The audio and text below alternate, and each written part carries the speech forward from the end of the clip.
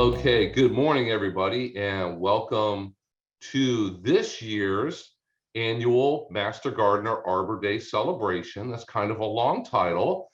We would normally be doing this live in person at our Master Gardener Nursery on Florida Arbor Day, which is I think, third Saturday of January. But because of COVID, we'll be doing this online and recording the actual class part. And I will have information at the very end about how you would go about coming by to pick up your free tree as a part of this. So my name is Bill Lester. I'm with University of Florida IFAS Extension Service in Hernando County. And I'm here today with Jamielynn Daugherty, who's also with University of Florida Extension. She is in Lake County, and she is our tree expert for today. Jamie has all the different certifications for being an arborist and knows a lot more on the technical components of the topic than I do.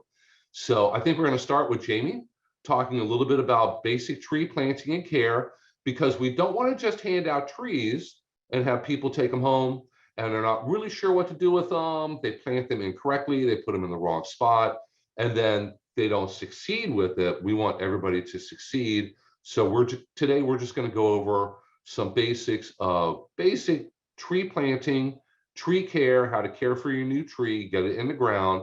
And then I'm going to speak a little bit about some of the different benefits of having more trees in your landscape. So Jamie, it's all yours.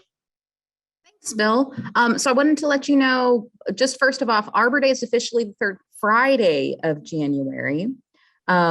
We always do it on a Saturday because that's just the most convenient. Everybody does it on a Saturday. So really Arbor Day celebrations, depending on where you're located, are starting this week and even going through next week. Because a lot of people, they get used to kind of the third Saturday for a celebration and they don't want to wait until the fourth Saturday. So my name's Jamie. I am at the Lake County Extension Office. I do have a master's degree in forestry, 7 years in specific forestry fields. And I've been a certified arborist since 2010. So it's been quite a while now.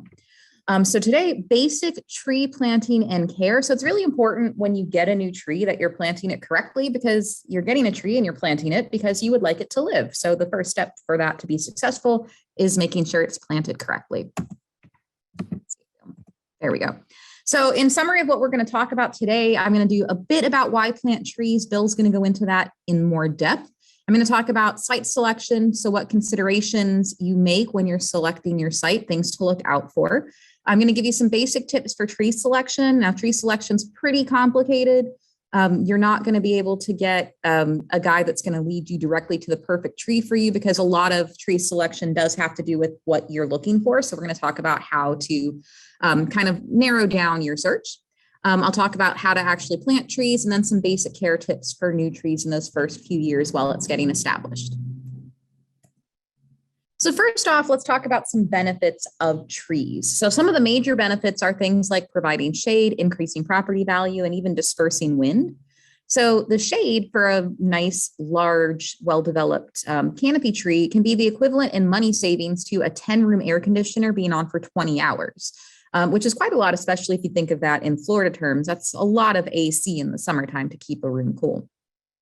Now, property values with mature trees can increase by 3 to 15%, and wind disbursement can lead to energy savings. And also in Florida, it can help to protect your home from harsh winds at different times. Some additional benefits include environmental benefits, such as providing food, shelter, and resource preservation. So you're going to have things like, bees like the pollen of trees as well. It's going to have shelters for different animals. It's preserving our resources through activities that are considered ecosystem services. And those ecosystem services are basically free things we get from the environment that we could put a dollar amount on. Things like erosion control. We can say how much it would cost to artificially prevent erosion control. And by using trees or other plants, we get that service for free. We get reduced electrical costs for some of the reasons we already talked about. We get water filtration. So those are all great. And then there's also the aesthetics of trees. By looking at them, it can reduce our blood pressure and generally just make us happy. So those are some benefits to trees. And those of you that are here probably are aware of at least some of these because you opted to get a free tree and you're here today. So let's talk about site selection. So whenever you're selecting your site, always think about how big this tree is going to get, because that's going to dictate if it'll fit in the spot or not. So here we have an example of people that planted live oak trees underneath a power line. Don't do that. It's not a good idea. So live oak trees are very large trees. You're going to get, 60, 80 feet tall, 60 to 120 feet wide. You don't want to have to cut that for a power line. It's not going to look right. There are certain trees that can handle that pressure better. But, if you can avoid putting a tree under a line, the power company's happy, you're happy, everybody's happy. But when you're looking at your site, look up. Are there power lines? That's going to help dictate, is this now not a good spot? Maybe it's better for a shrub or some herbaceous plants instead. Get information about underground utilities, because you don't want your underground utilities to be impacted by the tree roots as the tree grows. Other considerations: is there a sidewalk or concrete nearby? Is there a building nearby? So ultimately, you're looking for how much space does the canopy and root system of this tree have to grow, and you want to maximize that space as best you can. So as I said, some trees can handle power line pruning better than others. So if you get something that's more of a vase-shaped tree, they tend to handle it better because you can cut out the middle. It still holds its general shape. Nobody likes the way this looks. So if you look at it and you cringe, that's okay. But it is necessary if you want power. So if you don't like this and you want power, just don't plant your tree under a power line. Plant it offset from it, or just opt for shrubs if that's the only option you have. So I mentioned proximity to a house. So here's an example of an oleander where when somebody planted this, they weren't thinking about the fact that it's an 8 to 10 foot shrub and they put it under the eave of a home. Don't do that to yourself. It's going to cause a lot of maintenance issues for you. You're going to have to prune it. Any tree you'd have to prune quite often. And the less frequently you need to prune a tree, the healthier it's going to be over time, because we're not talking about fruit trees. Fruit tree pruning is different because you're trying to get fruit. We're talking about canopy trees or understory trees that you're looking at for the shape of the tree. That's part of the aesthetic value of these plants. Here's another example, and crepe myrtle is quite frequently butchered when it comes to pruning because people don't realize that they come in such a wide range of heights. You can actually get them as small as 5 feet and up to 30 feet. So if you're getting a crepe myrtle ever, pay attention to what variety it is and what the max size is, and make sure you're getting one that's going to fit your site, because again, it reduces the amount of work that you have to do, keeps the tree healthier over time. So when you're thinking about tree selection, the first step is looking at your site and seeing what those limitations are. So now you should know what your limitations are, how big the tree could get. So now let's talk about what you're looking for when you're selecting your tree. So you know the maximum size that you can fit in that location. So you have to decide how big you want. You don't have to get a tree that's the maximum size. You can get something smaller. So once you select the size range you want, you've now limited the trees that you can select from. Now you say, what shape do you want? Do you want it to look more like a lollipop? Do you want it to look like an oval? Do you want it to look like a pyramid or a vase? That's going to limit the trees that you're selecting from as well. Do you prefer showy flowers? Do you prefer a tree that's going to have fruit? So maybe you're looking at something like an avocado or a pecan. If you prefer large flowers, maybe you're looking at a magnolia. So you're looking for what's going to work in that spot based on what information you have available. Now, when you're doing your tree selection as well, make sure you look at your soil quality. So you can get a pH test. You can get those, I don't think Hernando does them on site. If they do, Bill can correct me later.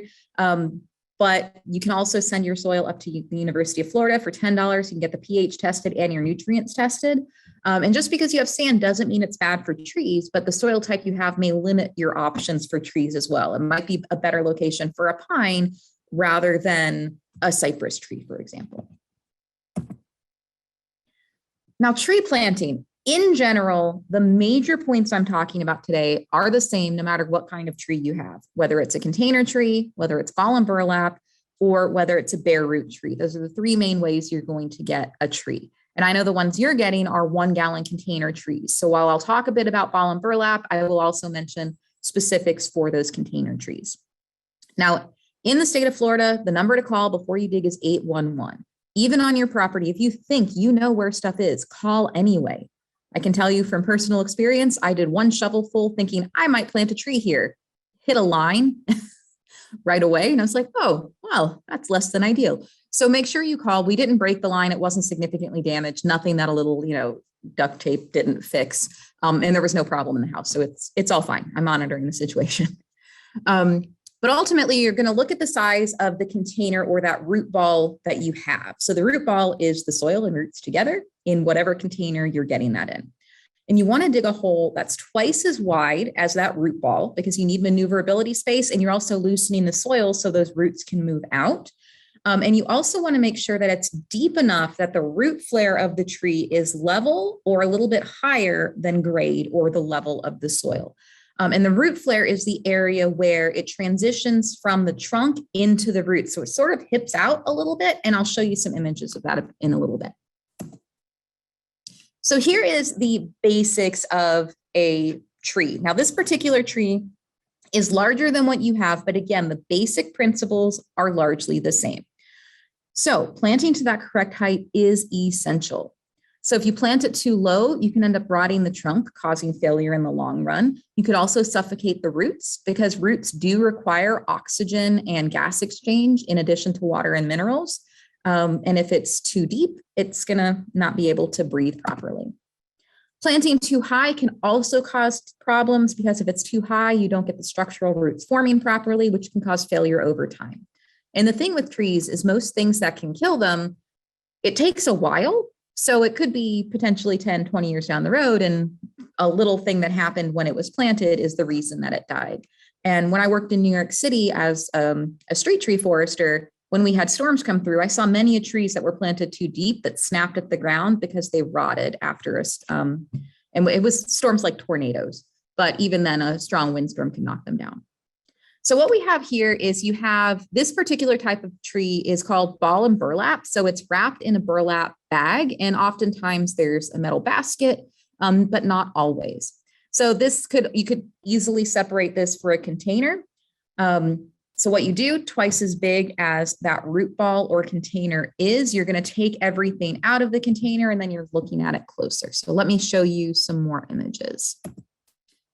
So first off, no matter what kind of container it is, you want to find the topmost root because that's indicating where the root flare is. So this is actually me pointing or trying to dig to the root flare of this large sycamore tree that I was helping as a planting with last year. So when you find the topmost root, now you know how deep that hole needs to be. So it needs to be at least that deep, if not, a little shallower, because a couple of inches above grade is better. Once the soil settles, oftentimes the tree will, kind of fall a couple of inches while those roots are getting set. If you have any significantly damaged limbs, anything that's crossing or particularly bad, you can prune a few of those. I know your plants are much smaller, so it's unlikely you're going to need to prune at the time of planting. You don't want to do anything significant when they're planted because you do want that plant to have the energy needed to actually grow roots and not spend a lot of time trying to heal a bunch of wounds. So if you have something like we had here, this particular branch had several inches of the bark scraped off. So to help that tree in the long run, we went ahead and pruned that off at planting because it was in a location that if it did need pruned later, once we got the tree in the ground, it was going to be too high. So we just went ahead and pruned it while it was lower. That's another reason if you get a large tree to do a couple of pruning cuts for health reasons when it's down, because then you don't have to get a ladder or a bucket or anything to go in and prune them later. So then you're going to carefully adjust the tree in the hole. You want to get it into the center. And again, you want to make sure that height is right. So here are a couple of ball and burlap trees. Now you can see on the left, one of them is currently still wrapped. And on the right, what has happened is the first half is removed so that those roots can actually come out. Now, depending on the type of material it's made of and which arborist you talk about, there's still debate on removal or not. I still say remove. It's going to make the plant easier for those roots to come out, and it reduces the chances of girdling of material that maybe was synthetic without you realizing it was synthetic. So synthetic material won't break down readily in the soil. Now, something else to note is these holes are definitely too deep. So if you put your plant in, and since yours are in containers, you can do this while the plant's in the container. Once you take that plant out, you need to get it in the soil right away so you don't damage that root structure too terribly much. Now for containers, when you pull it out, you want to look for roots that are circling around. Those may need to be cut if you can't kind of pull them out more. And sometimes you just you can shave the root ball back. Maybe yours are going to be pretty small, so maybe back a ½ inch. So that way there's nothing circling the roots. Now, if you're lucky, you're not going to have any of those issues. I don't know where you've got those trees from or know how long they've been in those pots. So you may have a few roots that are circling that you have to kind of pull apart or cut off. Okay, so once you have the tree in the hole, you've got the level set, what you're going to do is start backfilling. So you're going to backfill using the soil that you pulled out. So that's why you want to check your soil ahead of time. So if you need to do any mitigation to the soil for pH, or if you have really bad soil because you're a new construction and it's all clay on top, you might need to do a mass replacement of soil that's much larger area so that tree has the ability to grow. You don't want to do a very localized mitigation of soil. So you don't only want to change the soil where you're planting, because then the soil where you planted is really good and the soil outside is bad. So it's kind of like, today in Central Florida, at least for us, it's cold outside. So we want to stay in the nice little warm area. We don't want to go out in the cold without our jackets on. It's kind of similar for the roots. They're going to stay where it's nice and the habitat's good. And they don't want to go out where it's a little bit harsher and less ideal. So you don't want to create that environment. You want to make it a uniform environment. So as those roots grow, they're going to grow out, they're going to grow a little bit deeper and they're going to really take hold so that tree can have a nice, healthy, long life. Now, for your containers, you're not going to need to backfill. It's not as important, but the larger the container is, the more important backfilling is, because that helps to kind of work on doing a little bit of more compaction in the soil so that it holds that plant in place better. So some methods for watering that you can use. You do want to make sure that you're watering this plant minimum once a week for at least that first year. There's different things that you can do. You can get a 5-gallon bucket, drill some holes in the bottom, put it on top of the root area, fill it up, and then let it drain. So every time you water, you want to do a deep watering to encourage root growth. You don't want to just splash a little bit of water on it. You want to go, your trees are pretty small. So as long as you're doing about 5 gallons at least once a week, you can do it slightly more frequently. Part of it depends on tree species, but that's an option. You can also do something with a hose where you turn your hose on and then fill a bucket with it and time how long it takes that bucket to fill up. So if at that certain rate you've turned the hose on, it takes 10 minutes to fill up a 5-gallon bucket, you can turn your hose on, put it on the, turn it on slow, put it on the root area for, 10 minutes and you get that 5 gallons of water. For larger trees, you can use gator bags. They come in 10 and 20 gallon sizes and they just fill up and they'll drain slowly. If you choose to use a gator bag, fill it up a little bit with water, shake it because the holes on the bottom need to lie flat, and that shaking with the weight of the water helps to flatten out that bottom. And then take it off in between waterings because you don't really want to leave it on.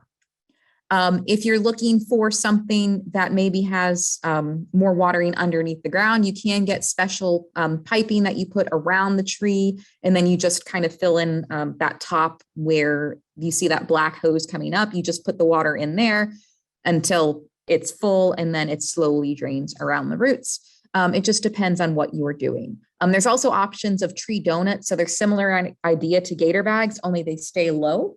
So if you're looking for something that's similar to a gator bag, but less visually intrusive, something like a tree donut could work. But ultimately, it needs to be more water than what your irrigation system would be doing.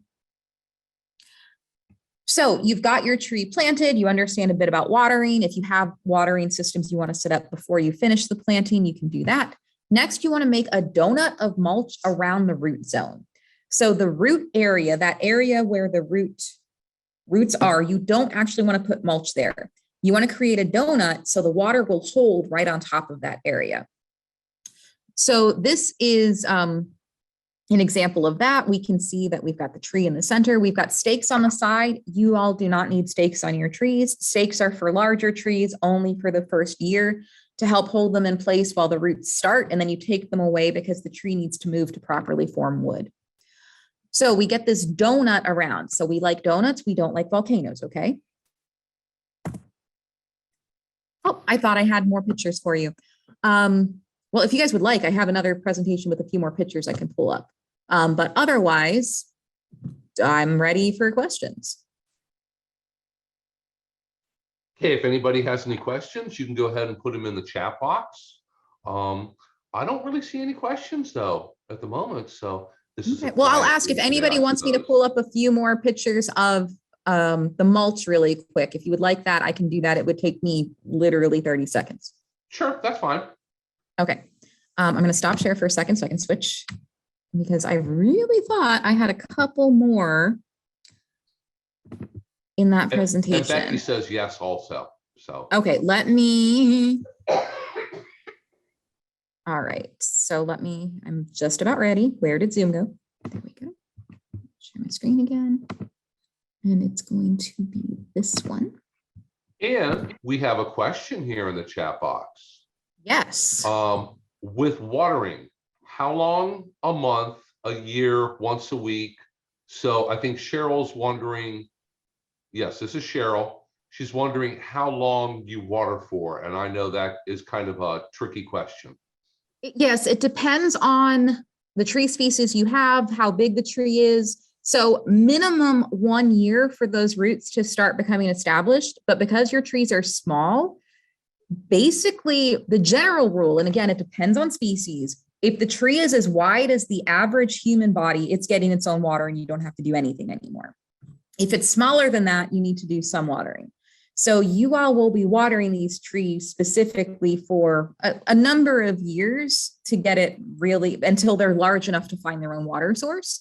But the amount of water that you give them can reduce. If it's raining, you don't necessarily have to water them. And if, once you kind of see them looking like they're doing okay on their own, it's a judgment call as you go through. If you see, hey, that's wilting, it doesn't look great, keep watering it. And you can usually figure that out in a week. You can say, oh, it looks like it's still not doing well, I'm going to keep watering. Okay, yeah, I know that could be tricky because the general recommendation is you have to water it on a regular basis until it becomes established. Yeah, so if you do that, the tricky part is how long does it take to get established? Well, a 1 gallon tree is going to get established faster than a tree that you might purchase from a landscape company in a 50-gallon pot. Mm-hmm. And large trees, people are surprised sometimes by how long you have to provide extra water for them until they become established, like a 50-gallon tree. Yeah, in most places, if you do a tree contract for larger trees in urban environments, you get a 2-year watering contract. Yeah. All right, so here's a couple more pictures of the mulch. So this is actually an example of what not to do. So this mulch is only where I just told you not to put it, right? So we can have this little arrow, it's hiding the root flare, there's not really enough mulch, and it doesn't create a donut. The purpose of mulch is to hold water. If it's not gonna hold water, you're not doing it right. So let's look at a couple more. So here's another one. This is those volcanoes I mentioned that we don't like. Volcanoes are bad in every situation. In a volcanic eruption, nobody wants to be close to it, right?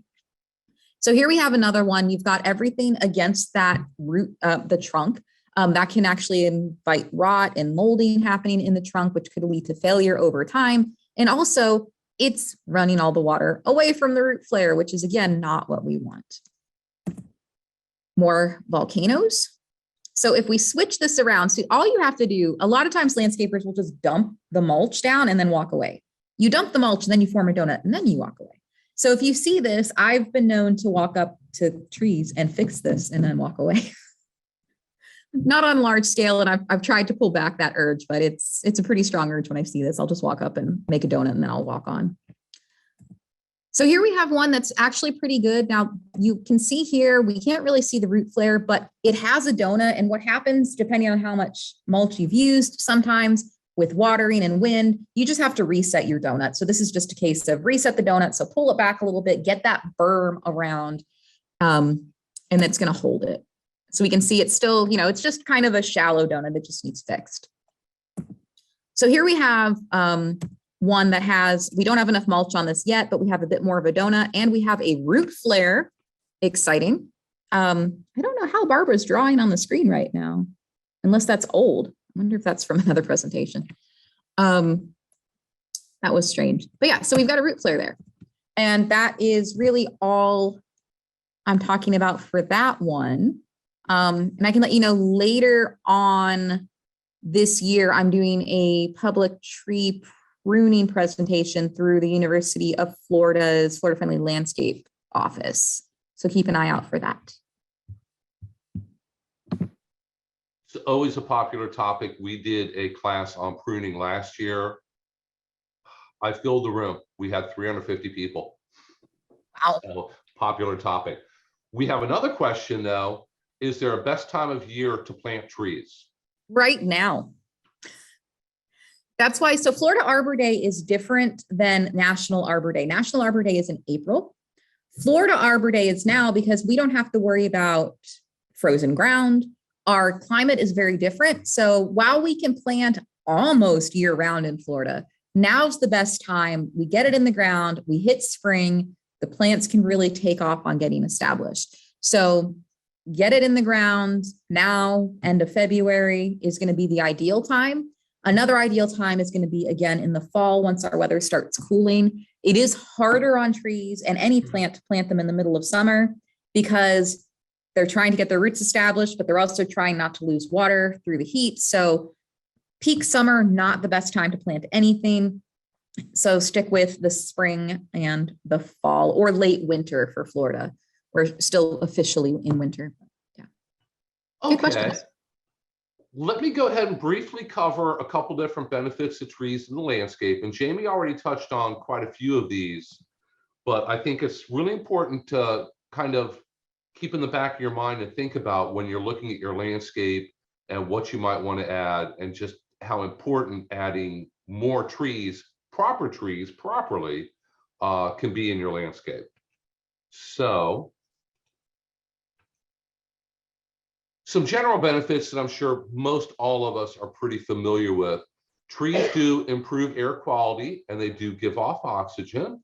I think we all learned that in elementary school science about the importance of trees.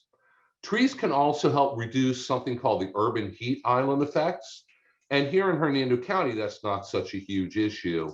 Obviously in large cities, you know, New York City, if you have a large city with a lot of concrete area and roads, and even here in Hernando County, as we start to grow, we start to get more stores, shopping centers, more pavement, more parking lots. You start to have something called the urban heat island effect.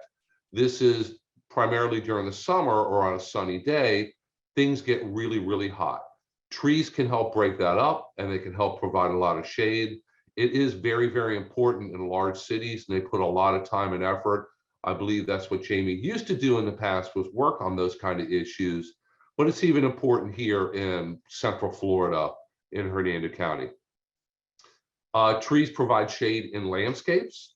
So even though you may not live in the middle of a big city, where you do live in more of a suburban area or out in the country, properly placed trees do provide a lot of shade in your landscape to help keep your house shaded, help keep part of your yard shaded, and that's very, very important.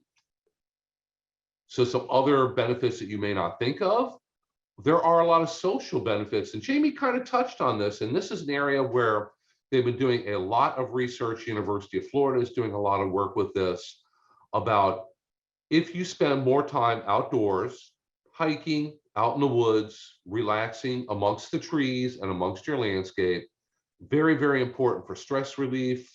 There are a lot of research-based health benefits to this. It helps to lower people's blood pressure, helps to relieve stress, helps to keep people a little bit calmer. And believe it or not, there's a lot of research being done in larger cities where the impacts of trees and landscaping can impact and help reduce crime. So if you're interested in any of that, just look that up online. Like I said, University of Florida has information on that. It does help to conserve energy. So if any of you live in a new subdivision where they came in and they just bulldozed the whole area, they put in the streets, they put in the houses, they put in the lawn, gave everybody a 6-foot tall oak tree, and you've moved in, you will realize this coming summer just how hot it gets there. So with no tree canopy with no shade, it can get really hot. And now your poor air conditioning system is going to be running all summer long. You're going to be looking at fairly large air conditioning bills. So properly placed trees in the landscape can really help conserve energy. Keep in mind, many years ago, before air conditioning existed, people moved to Florida and lived here. And how did they stay cool? There are ways, if you ever go to historic houses, you'll notice that around the house, they have a large front porch that's covered. That helps to shade the outside walls of the house and give you a cool spot to sit outside during the summer. And they would place trees in a way that during the summer, the hottest part of the day, you would get shade from the tree. And they would place deciduous trees so that during the winter, when the leaves fell off those trees, the sun could shine through it and actually warm the house. So there's a whole art and science to tree placement in the landscape to help conserve energy. And trees also help create economic opportunities. We do have a number of very good reputable tree services here in Hernando County. I work with quite a few of them.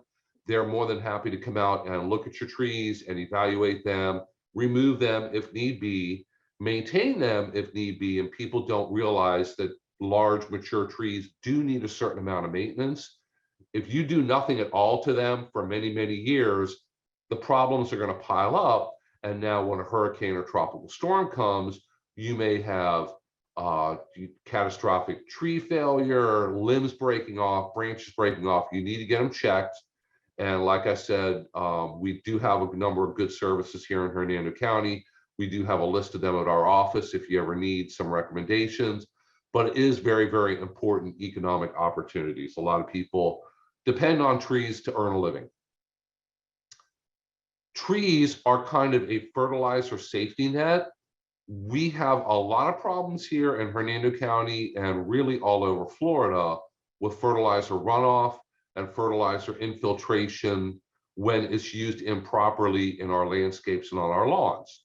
So if you go out there and you fertilize your lawn, once it rains, the fertilizer will move below where your grass roots can actually capture that fertilizer.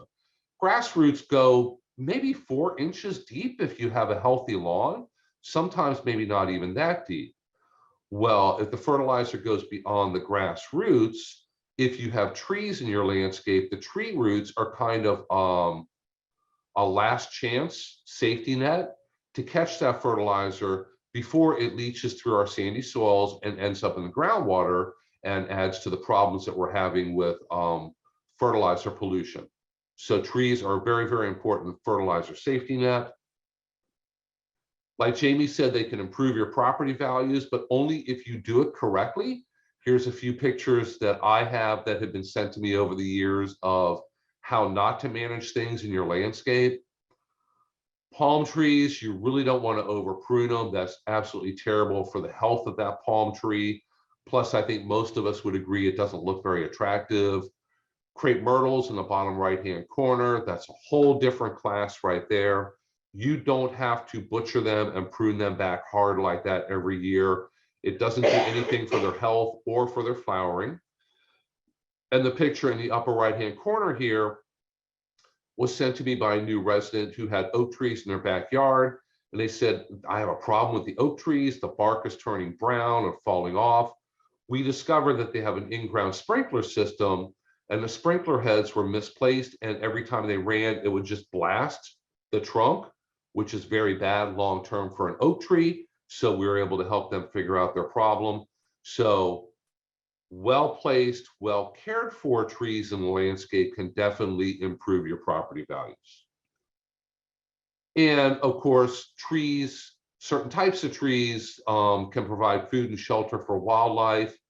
The trees that you are going to get are Chickasaw plums. They're also called hog plums, and it is a native plum tree.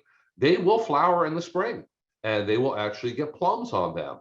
The problem is wildlife really, really enjoys those plums also. So it may be a little tough for you to actually get a crop off of them, but that's okay. Putting trees in your landscape to help support wildlife, to help support native insects, to help support the butterflies and moths that are native to this area is very important. And this tree that we selected this year to hand out for free is a part of that whole plan for supporting wildlife on your property. And of course, planting trees and caring for trees makes for a great family project also. Great to get the kids involved and teach children about how important trees are in the landscape. So for everybody who signed up for this program, each one of you, for each person who signed up, you get to come by and pick up a free tree. So here are some of the details. The free tree pickup is going to be held this coming Saturday, January 15th, between 8 a.m. and noon. And I noticed today that I put 8 a.m. down as the beginning of the pickup time. We're just getting there at 8 a.m. So try not to get there early, or try to hold off to at least 8:15 or so. Give us a chance to get the gates open and the trees ready and the checkoff list all set. But we'll be there from 8 in the morning until noon. This is going to be at our Master Gardener Nursery. And here's the address right here. This is located on Oliver Street, which runs right behind the Hernando County Fairgrounds, if you're familiar with that, right along State Road 41. If you need directions, well, you can put this into your GPS and it should take you to the correct place. If you need directions, you can call our office. I have our phone number coming up in a moment, and my email also. Feel free to shoot me an email for better directions. And then everybody who signed up for this gets one Chickasaw plum tree, and they are in a 1-gallon pot. And I wanted to throw in a very, very quick plug here. We would like to invite everybody to attend our weekly virtual plant clinic. This is at 10 o'clock in the morning, every Thursday morning. We've been doing this for almost 2 years now. Great way if you have a lawn and garden question to log on. It is through Facebook Live and YouTube Live also. For details, if you go to that website address there, www.hernandoextension.com, you'll find details for the virtual plant clinic and all of our upcoming classes and activities. So if anybody has any questions and you need to get in contact with me, there is my email. There's our office phone number. If you need directions to our nursery to pick up your tree on Saturday, feel free to call the number. Chances are Teresa will answer and she'll be able to help you. And I think with that, let me go ahead and get out of screen sharing there. And let's see if anybody has any questions. Terry says she's having problems with her audio, and I will email everybody a little bit later on today with a link to this video recording so that everybody who could not join us live will be able to watch it, and any of you here with us live can watch it again. You can kind of fast forward to the very end with the details on the address and where and when to pick up the trees. I will go ahead and put my email in the chat box here.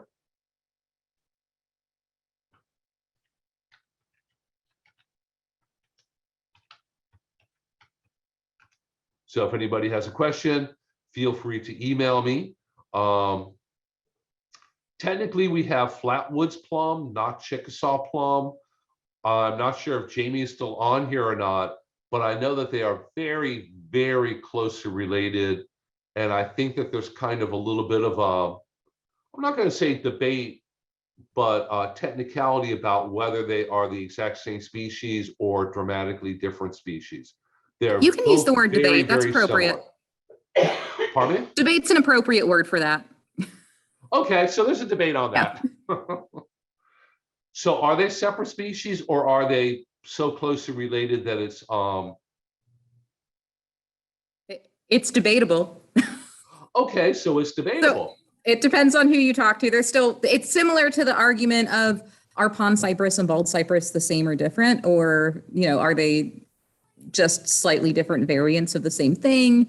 There's several trees that are like that. And with the advent of DNA testing of plants, they're recategorizing plants left, right, and center and changing names. So it just depends. It's very, very hard for me to keep up on. Every once in a while, I'll see an article or an email about they've changed it, and then they seem to change it back. So this, you could think of it as a native plum tree. These are native to Central Florida. And we have a question here about what areas should they be planted in? Shade, dry. They are naturally an understory tree. So these trees will take full sun, but they'll also take a little bit of shade. If you're an avid hiker and you're out hiking a lot, you will see them out in the wild, and they'll be growing in the woods as an understory tree. So you have much larger pine trees and oak trees, and then you have the native plums growing underneath them, and they seem to do very well. Every once in a while, I'll see them out wild in the woods, and they actually have fruit on them, but usually not for long because wildlife really, really enjoys that fruit. So they will do well in either full sun or shade. They're going to adapt to either one.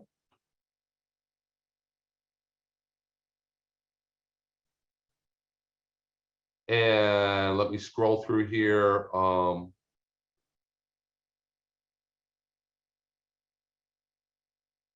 And we have some questions about in Cape Coral about the Brazilian pepper. That's an invasive tree. That's a whole separate topic. Feel free to email me directly if you have questions about that and about how to control them. We have a question about, is there anyone that we can call to come inspect a tree? I know that if you have questions about larger mature trees, the best thing to do is contact an arborist. So Jamie, how would somebody find an arborist who's local to their area? So I put in the chat treesaregood.org, where they can go look for arborists in their area. Always call at least 3 people, have them come out to look at it. And you may have, I know people in my county send me pictures of my trees, of not my trees, of their trees to get basic questions, but often you need somebody to look at them in person. Exactly. And Trees Are Good goes to the International Society of Arboriculture. And I know that they now have a search function on the front page of their website, where if you put in your zip code, it will tell you all the board certified arborists in your area. So that's a really good place to start. You really want to find, if you need tree advice or tree inspection, to find a certified arborist. We do have services that will remove trees, but they're not really qualified to inspect trees and give safety advice. You have to find somebody who's been specially trained in that area, like Jamie has been, and has all the certifications so that they're giving you accurate information. And I think we got one final question here. Somebody who lives in Weeki Wachee near the park, very sandy soil. I live in Spring Hill and I have very, very sandy soil also. What amendments to the soil will need to be made? You really don't need to amend the soil at all, because the tree is going to be growing there long term, hopefully for many, many years.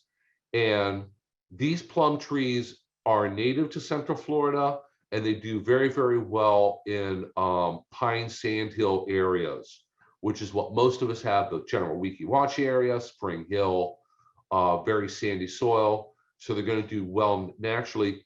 You do not need to apply fertilizer to the planting site when you put a tree in. That's something that both Jamie and I kind of didn't really stress. You don't need to fertilize before you put the tree in. And most times after the trees become established, trees do a very, very good job of finding the nutrients they need, and you don't need to fertilize them on a regular basis like maybe you have to with your lawn. And Lily points out that there's lots of native plums grow in North Weeki Wachee. That's true. That's a heavily wooded area where you'll see them growing naturally out in the woods.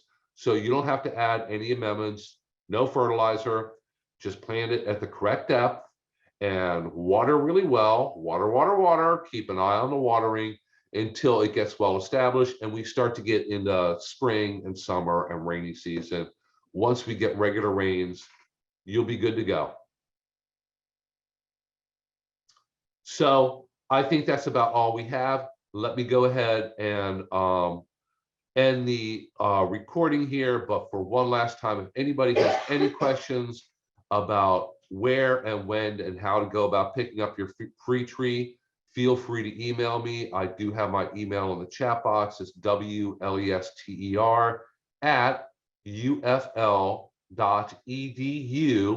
and we'll answer your questions for you and get you pointed in the right direction.